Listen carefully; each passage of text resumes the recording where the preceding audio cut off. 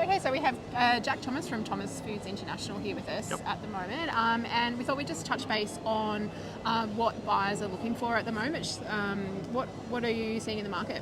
Well, definitely in my area in the southeast of South Australia, it's very dry.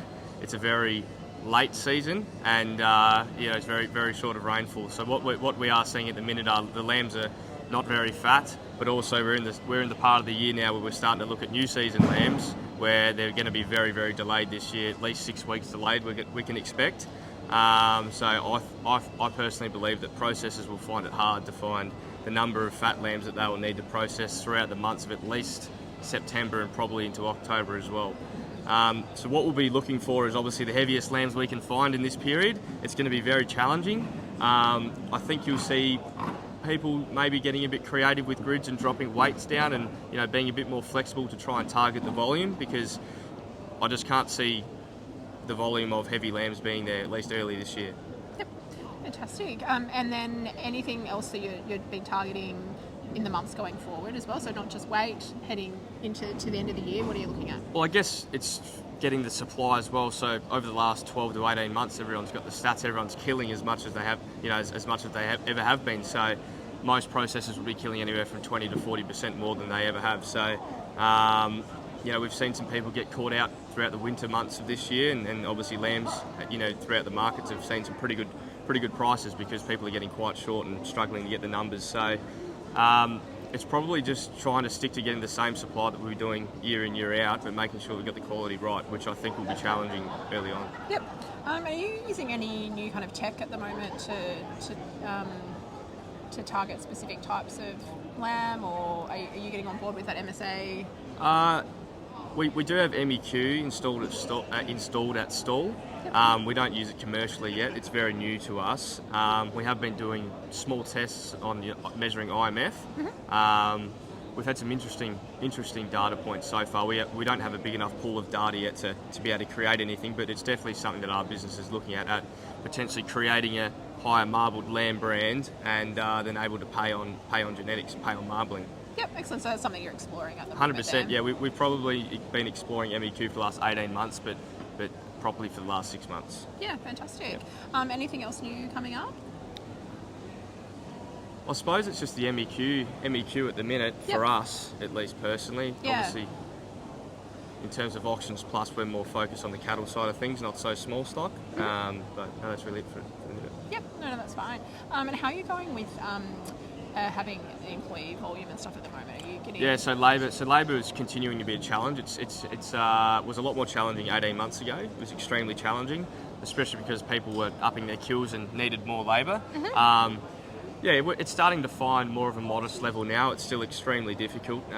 You get a lot of your workers coming in the palm scheme, mm-hmm. which are, 9 times out of 10 people have never seen a knife or an animal before that, they're processing. So you've got to skill them up from ground zero, and it takes 12 to 18 months to properly skill these people up and get them up to speed to be able to process in the abattoir. But the downfall of the palm scheme is you're only allowed to have those people for 3 years. So you spend a lot of time skilling up and money, training these people up, and then, 12 or 18 months later they're gone. So That's probably the biggest challenge within the labour side of the industry, but it's something that's just embedded in our process now. It's just that continuous supply of labour and skilled labour, and it's just part of the business. Excellent. And then I suppose like producers, processors are also having challenges with increased costs as well. So electricity, would that be a big one? Or? Yeah, electricity's big. Obviously transport's big. Yep. Shearing, we understand shearing's big as well. We've got massive costs now with dumping of skins.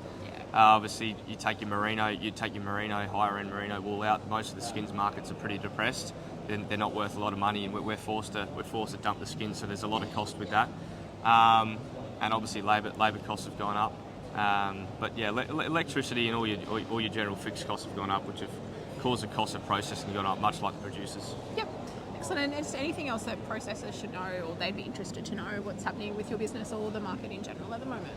Well, I suppose from today as well, from some of the chats we've had, it's all looking very positive, which is a long time coming. It's been a very bumpy roller coaster the last couple of years. There's been good times, but there's also been very bad. Yep.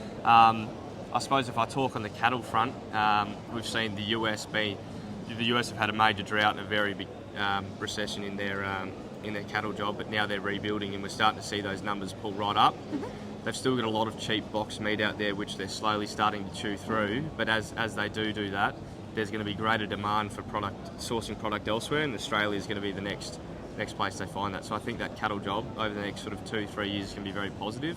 Likewise with the lamb job too, as we're seeing with New Zealand, they've got a decrease in flock. New Zealand's our main competitor on the global market. They're not as big as us, but they're cheaper. So they do often get a lot of those bigger markets through their volume and cheap volume.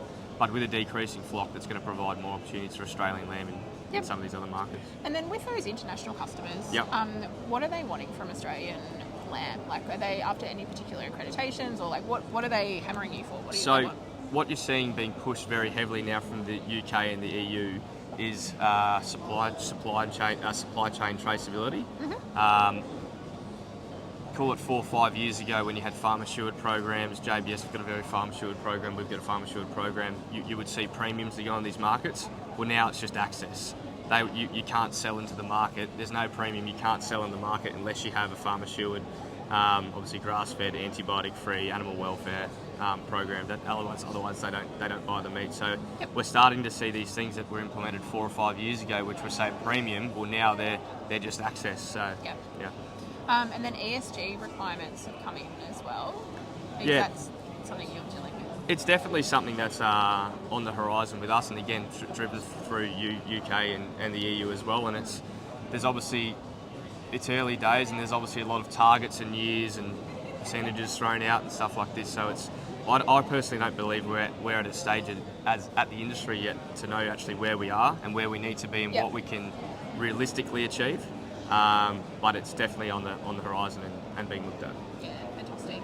And then just to finish up, the new Ag Minister, Julie Collins, called past just down earlier. I believe that was a bit of a surprise. Yes, no, it was great to meet Julie. I believe she's only been in the role for the last couple of weeks, but it was a surprise. It was a big crowd of people, but she's very well spoken. It was great to meet her. Yeah, fantastic. And anything that you spoke, did she have any questions particularly about processing or how the industry's going? Yeah, she had a great interest on how the industry was going. Yep.